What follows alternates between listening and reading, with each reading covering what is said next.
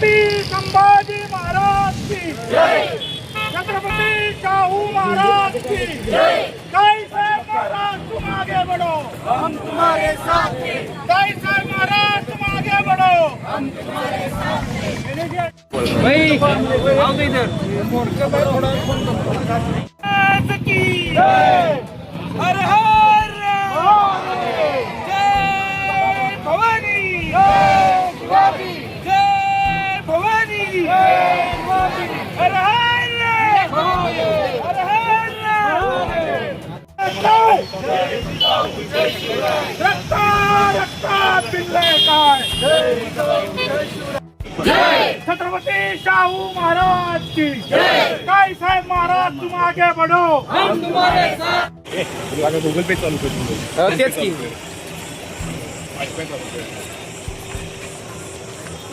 तिचं करायचं काय, खाली मुंडी वर पाय। जय भवानी, जय शिवाजी।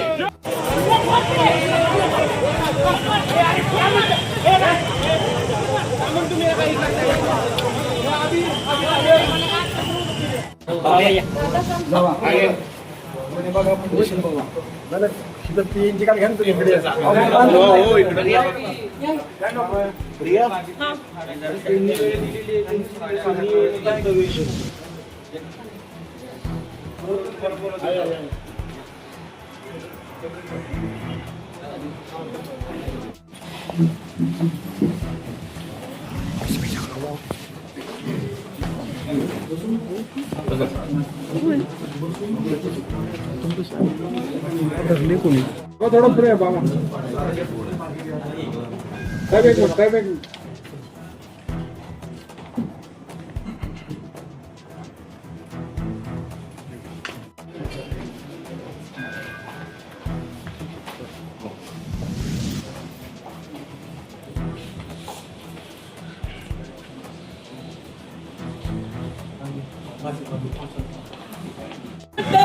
श्रीमंत छत्रपति शिवाजी महाराज की जय, शाहू महाराज की जय। आस्ते कदम, आस्ते कदम, आस्ते कदम। महाराज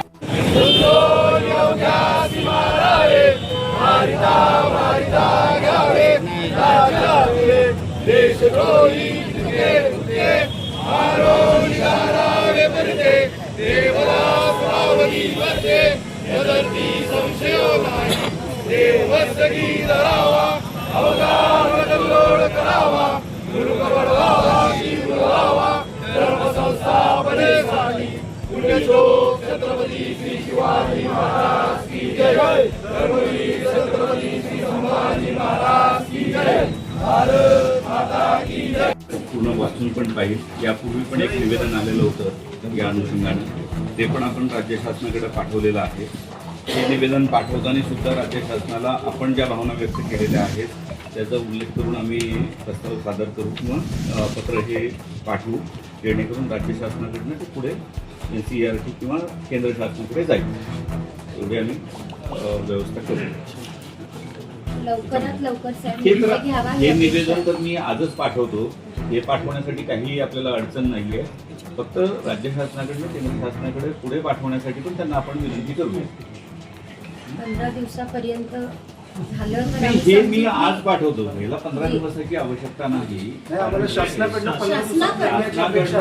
पुढे पाठवण्यासाठी 15 दिवसात नाही तर अजून तीव्र आंदोलन आमच्याकडनं होणार आहे। पूर्ण महाराष्ट्रात सर एवढं हे करा आणि 15 दिवसातच निर्णय घेतला जावा, हे आमच्या शासनाला कळकळीची विनंती। सातारकरांचे तीव्र भावना शासनाला त्या जे आता आंदोलन झाले त्या सगळ्या भावना पोच करा।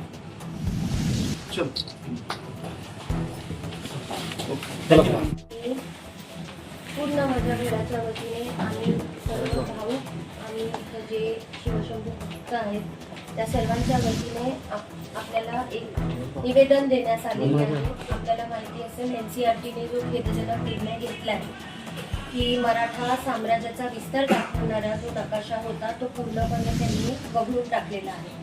आणि हा कुठंतरी 18व्या शतकात जेव्हा शाहू महाराजांच्या काळामधली गोष्ट, छत्रपती शाहू महाराजांच्या, की मराठ्यांचं साम्राज्य आज तंजावर ते पेशावर इथपर्यंत होतं. या सर्व गोष्टींचे प्रूफ्स आहेत आपल्याकडं. तरी सुद्धा हा खोडसळपणा जो गेला आहे, आज छत्रपती घराण्याला आज त्यांनी जे रस्त्यावर आणलेलं आहे, हे कुठंही मी तरी खपवून घेणार नाही. मी माझ्या घराच्या वतीने बोलते आहे सर, हा जो खेदजनक निर्णय घेतला आहे, कुठंतरी त्यांना परत तो नकाशा त्याच प्रकारे पुस्तकात समावेश करावा लागणार आहे. कारण सत्य इतिहास हा सत्यावर असतो, पुराव्यांवर असतो, कोणाच्या भावुकरीचे किंवा याच्यावर तो आधारित नसतो. त्यामुळं सत्य इतिहास मिटवणे हे खरं पाप आहे.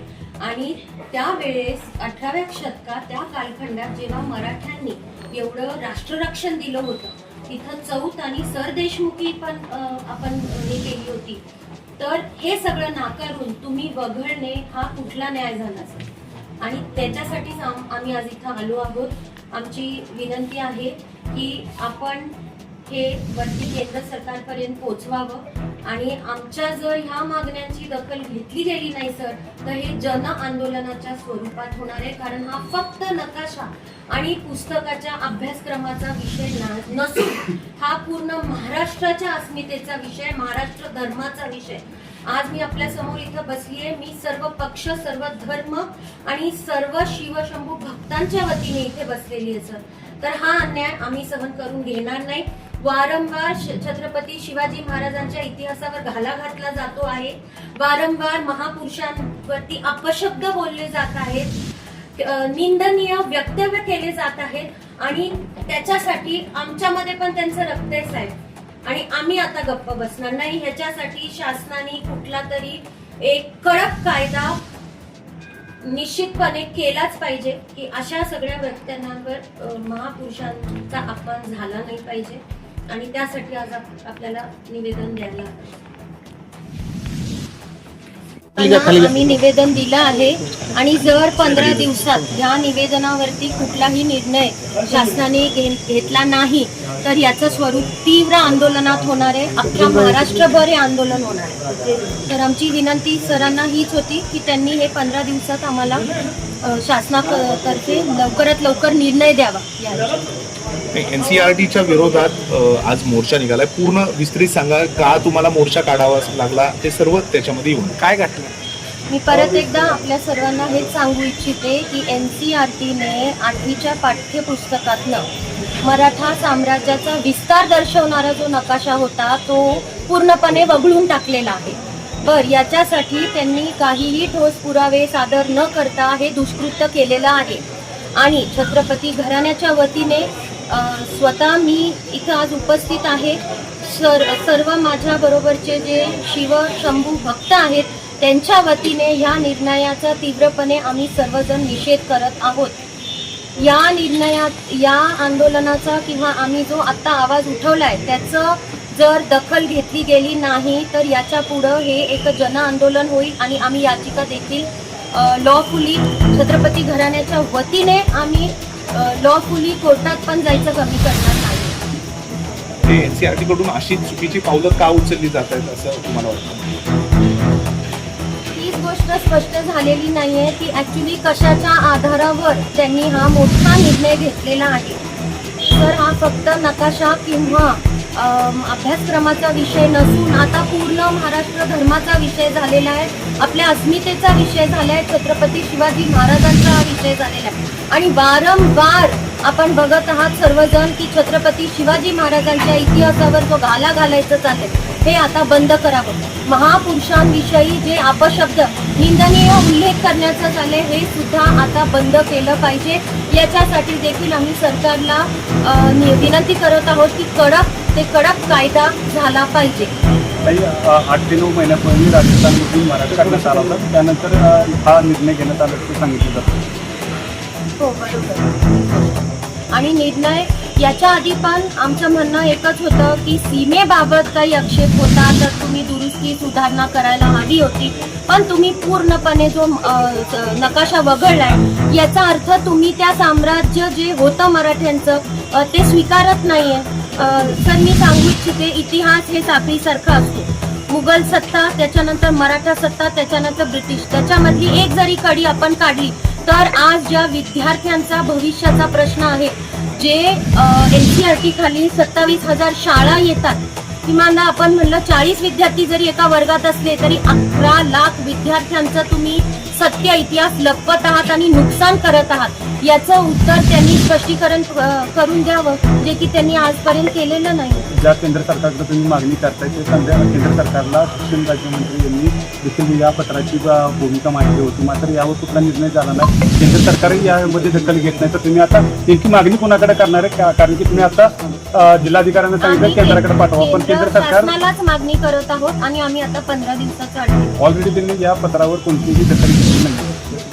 त्या दिवशी त्याच्यासाठी 15 दिवसाचं अडवलं.